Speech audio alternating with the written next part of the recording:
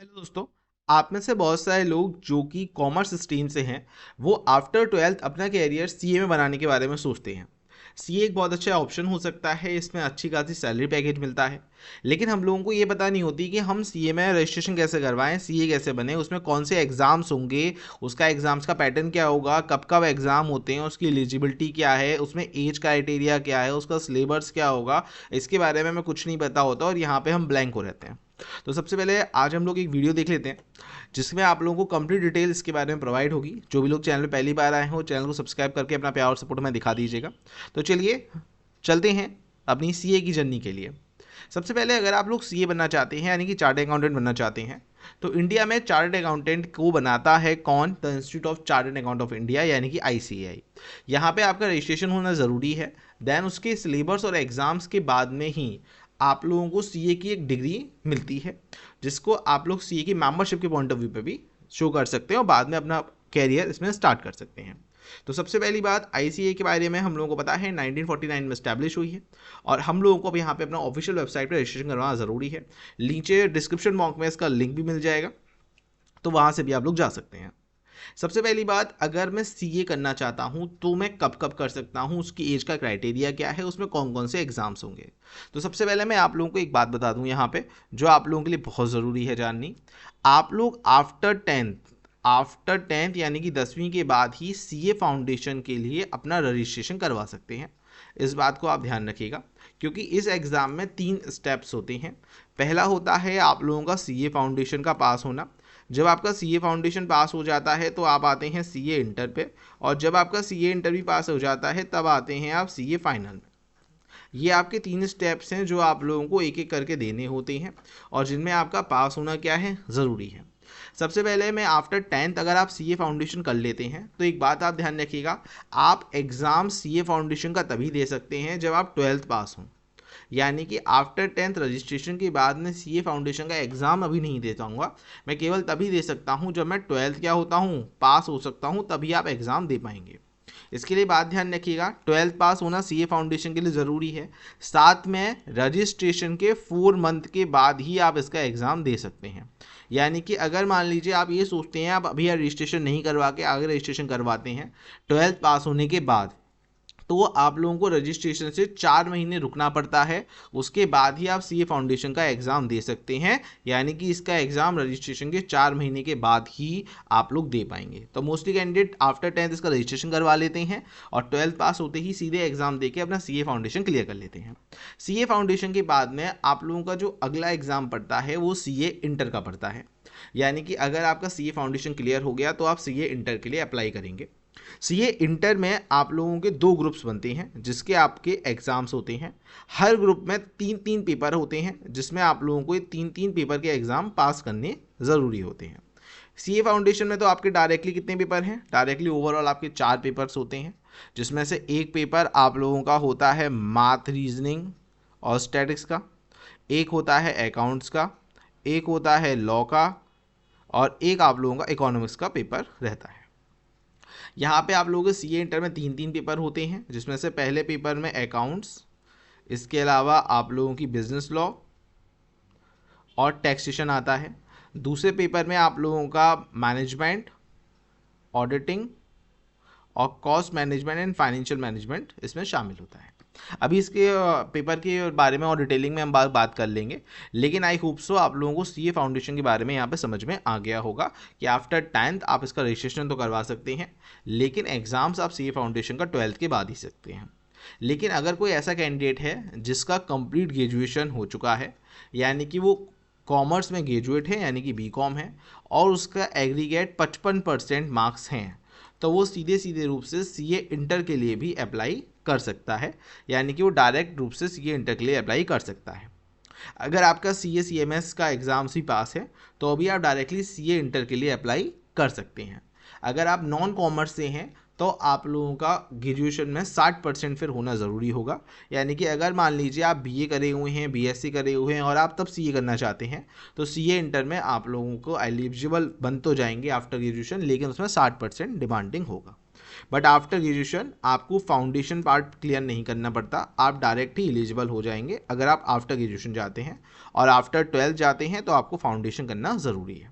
एक और बात, यहाँ पे एज की कोई मैक्सिमम लिमिट नहीं है, आप किसी भी एज में अपना सीए की तैयारी को आगे बढ़ा सकते हैं, बट बस आपका 12th पास होना सीए फाउंडेशन के लिए ज़रूरी है। दैन उसके बाद आप अपना जर्नी स्टार्ट कर सकते हैं। अब अगर इसके बाद में हम आगे बढ़ते हैं तो हम लोग थोड़ा टाइम पीरियड भी जान लेते हैं। जैसे सीए फाउंडेशन के लिए हमको पता चल गया कि रजिस्ट्रेशन के 4 महीने के बाद ही हम इसका एग्ज़ाम दे सकते हैं।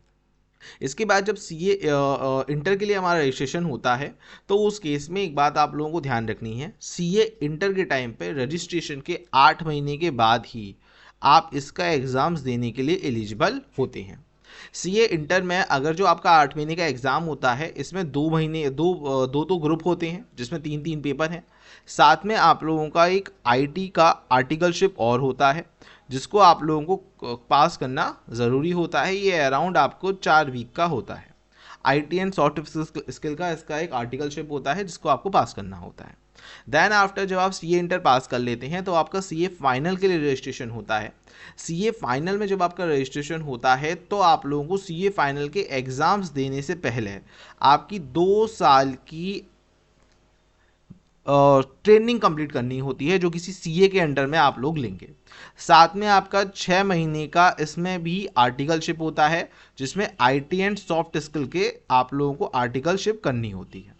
तो यानी कि अराउंड सीए इंटर से फाइनल के लिए आपको तकरीबन 2.5 साल के करीब आपको लग जाते हैं, तभी आप सीए फाइनल के एग्ज़ाम्स दे सकते हैं।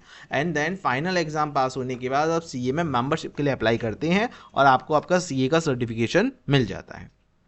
तो आई होप सो आप लोगों को यहाँ तक प्रोसीजर्स पूरा समझ में आ गया होगा। चलिए अब बात कर लेते हैं इसकी फ़ीस के बारे में, कितनी लगती है और साथ में इसका एग्ज़ाम्स में कौन कौन से पेपर्स आते हैं, कितने कितने मार्क्स के होते हैं, उन सभी के बारे में।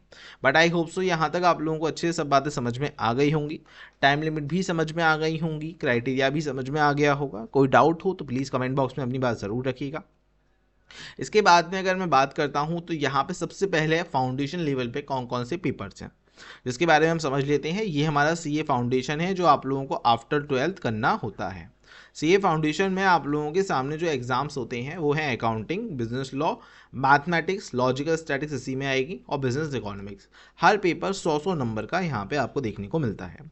और जब आपका ये पास हो जाता है तो आप लोग सीए इंटर के लिए अप्लाई करते हैं। ग्रेजुएट कैंडिडेट डायरेक्ट भी अप्लाई कर सकते हैं।